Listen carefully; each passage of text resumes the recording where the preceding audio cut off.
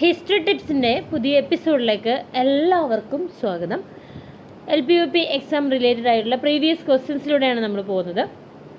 പുന്നപ്ര വയലാർ സമരവുമായി ബന്ധപ്പെട്ട് മുൻപ് ചോദിച്ച ചോദ്യങ്ങൾ നോക്കാം. സ്വതന്ത്ര തിരുവിതാംകൂർ വാദത്തിനും അമേരിക്കൻ മോഡൽ ഭരണത്തിനുമെതിരെ തിരുവിതാംകൂറിൽ നടന്ന സമരമാണ് പുന്നപ്ര വയലാർ സമരം. സ്വതന്ത്ര തിരുവിതാംകൂർ വാദത്തിനും അമേരിക്കൻ മോഡൽ ഭരണത്തിനുമെതിരെ തിരുവിതാംകൂറിൽ നടന്ന സമരമാണ് പുന്നപ്ര വയലാർ സമരം. അമേരിക്കൻ മോഡൽ അറബിക്കടലിൽ എന്നുള്ള മുദ്രാവാക്യമായിരുന്നു പുന്നപ്ര വയലാർ സമരത്തിൻ്റെ മുദ്രാവാക്യം. അപ്പോൾ സ്വതന്ത്ര തിരുവിതാംകൂർ വാദത്തിനും അമേരിക്കൻ മോഡൽ ഭരണത്തിനുമെതിരെ നടന്ന സമരമാണ് പുന്നപ്ര വയലാർ സമരം. 1946 പുന്നപ്ര വയലാർ സമരം നടന്നത്. ഇതിനെ തുലാമ്പത്ത് സമരം എന്ന പേരിലും അറിയപ്പെടുന്നുണ്ട്. തുലാമ്പത്ത് സമരമെന്നും പുന്നപ്ര വയലാർ സമരത്തെ അറിയപ്പെടുന്നു. പുന്നപ്രയും വയലാറും ആലപ്പുഴ ജില്ലയിലുള്ള സ്ഥലങ്ങളാണ്. പുന്നപ്ര വയലാർ സമരം നടന്ന ജില്ല ആലപ്പുഴയാണ്. രണ്ട് സ്ഥലങ്ങളും ആലപ്പുഴ ജില്ലയിലുള്ള സ്ഥലങ്ങളാണ്. ഇതിന് നേതൃത്വം നൽകിയത് Sankaranarayanan Thampi, K Sankaranarayanan Thampi, TV Thomas, Pathros, Sugathan, CK Kumarappanicker എന്നിവരാണ് പുന്നപ്ര വയലാർ സമരത്തിന് നേതൃത്വം കൊടുത്തത്. അമേരിക്കൻ മോഡൽ പരിഷ്കാരം തിരുവിതാംകൂർ ഭരണത്തിൽ ഏർപ്പെടുത്തിയത് CP രാമസ്വാമി അയ്യരാണ്. അമേരിക്കൻ മോഡൽ ഭരണ പരിഷ്കാരം തിരുവിതാംകൂർ ഭരണത്തിൽ ഏർപ്പെടുത്തിയത് CP രാമസ്വാമി അയ്യരാണ്. അദ്ദേഹത്തെ വധിക്കാൻ ശ്രമം നടത്തിയ ബ്രാഹ്മണ യുവാവാണ് KCS മണി. CP രാമസ്വാമി അയ്യരെ വധിക്കാൻ വേണ്ടി ശ്രമിച്ച ബ്രാഹ്മണ യുവാവാണ് KCS മണി. അമേരിക്കൻ മോഡൽ ഭരണ പരിഷ്കാരം തിരുവിതാംകൂർ ഭരണത്തിൽ ഏർപ്പെടുത്തിയത് CP രാമസ്വാമി അയ്യരാണ്. അമേരിക്കൻ മോഡൽ അറബിക്കടലിൽ എന്ന മുദ്രാവാക്യം പുന്നപ്ര വയലാർ സമരത്തിൻ്റെതാണ്. 1946 പുന്നപ്ര വയലാർ സമരം നടന്നത്. ഇതിന് നേതൃത്വം നൽകിയത് CK കുമാരപ്പണിക്കർ, കെ ശങ്കരനാരായണൻ തമ്പി, പത്രോസ്, TV തോമസ്, സുഗതൻ എന്നിവരാണ്. ഇനി ഓരോ പ്രക്ഷോഭങ്ങളും നടന്ന വർഷം നമുക്ക് നോക്കാം. കാരണം ആദ്യം നടന്നത് ഏത്, ഇതിൽ മുമ്പ് നടന്നത് ഏത് എന്നുള്ള രീതിയിലൊക്കെ ക്വസ്റ്റ്യൻസ് ഉണ്ടാവാം. അപ്പോൾ 1697 5 തെങ്ങ് കലാപം നടന്നു. 1721 ആറ്റിങ്ങൽ കലാപം നടന്നു. 1741 കുളച്ചൽ യുദ്ധം നടന്നു. അപ്പോൾ 697 5 തെങ്ങ് കലാപം, 721 ആറ്റിങ്ങൽ കലാപം, 20 വർഷത്തിന് ശേഷം കുളച്ചൽ യുദ്ധം 1741. ഒന്നാം പഴശ്ശി വിപ്ലവം 1793-97 വരെയുള്ള 4 വർഷ കാലയളവിലായിരുന്നു. രണ്ടാം പഴശ്ശി വിപ്ലവം 800-നും 805-നും ഇടയിലാണ്. 793-797 1793-1797 ഒന്നാം പഴശ്ശി വിപ്ലവം.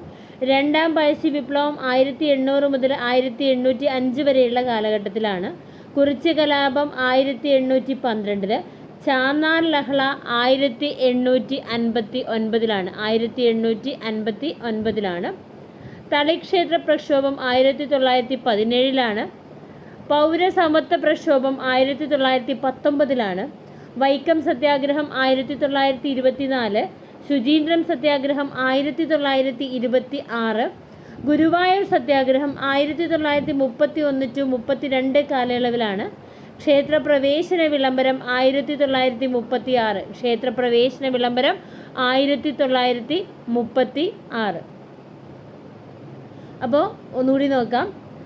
1697 5 തെങ്ങ് കലാപം, 1721 ആറ്റിങ്ങൽ കലാപം, 1741 കുളച്ചൽ യുദ്ധം, ഒന്നാം പഴശ്ശി വിപ്ലവം 1793-1797, രണ്ടാം പഴശ്ശി വിപ്ലവം 1800-1805, കുറിച്യ കലാപം 1812, ചാന്നാർ ലഹള 1859, തളിക്ഷേത്ര പ്രക്ഷോഭം 1917, പൗരസമത്വ പ്രക്ഷോഭം 1919, വൈക്കം സത്യാഗ്രഹം 1924, ശുചീന്ദ്രം സത്യാഗ്രഹം 1926, ഗുരുവായൂർ സത്യാഗ്രഹം 1931-32, ക്ഷേത്രപ്രവേശന വിളംബരം 1936. ഇതേ കാലത്ത് തന്നെയാണ് വൈദ്യുതി പ്രക്ഷോഭം നടക്കുന്നത്. 1936 ക്ഷേത്രപ്രവേശന വിളംബരമുണ്ട്, വൈദ്യുതി പ്രക്ഷോഭമുണ്ട്. അതുപോലെ 1932 ഗുരുവായൂർ സത്യാഗ്രഹം നടക്കുന്നു. അതേ കാലത്ത് തന്നെ നിവർത്തന പ്രക്ഷോഭം നടക്കുന്നുണ്ട്. 1921 മലബാർ കലാപം, 30 നിയമലംഘന പ്രസ്ഥാനം. 1921 മലബാർ കലാപം, 1930 നിയമലംഘന പ്രസ്ഥാനമുണ്ട്. മൊറാഴ സമരം നടക്കുന്നത് 1940 പിറ്റേത് 1940 എന്ത് മൊറാഴ സമരം നടക്കുന്നത്. കയ്യൂർ സമരം 1941 കയ്യൂർ സമരം നടക്കുന്നത്. 1941 42 ക്വിറ്റ് ഇന്ത്യ സമരം. പുന്നപ്ര വയലാർ സമരം 46. കരിവള്ളൂർ സമരം 1946. 47 പാലിയം സത്യാഗ്രഹം നടക്കുന്നുണ്ട്. അപ്പോൾ 1921 മലബാർ കലാപം, 30 നിയമലംഘന പ്രസ്ഥാനം, നിവർത്തന പ്രക്ഷോഭം 1932, വൈദ്യുത പ്രക്ഷോഭം 1936, അതുപോലെ തന്നെ നമ്മുടെ ക്ഷേത്രപ്രവേശന വിളംബരവും 36 മൊറാഴ സമരം 1940, മൊറാഴ സമരം 1940, കയ്യൂർ സമരം 41, ക്വിറ്റ് ഇന്ത്യ സമരം 1942, പുന്നപ്ര വയലാർ സമരം 1946, കരിവള്ളൂർ സമരം 1946, അതുപോലെ പാലിയം സത്യാഗ്രഹം 1947.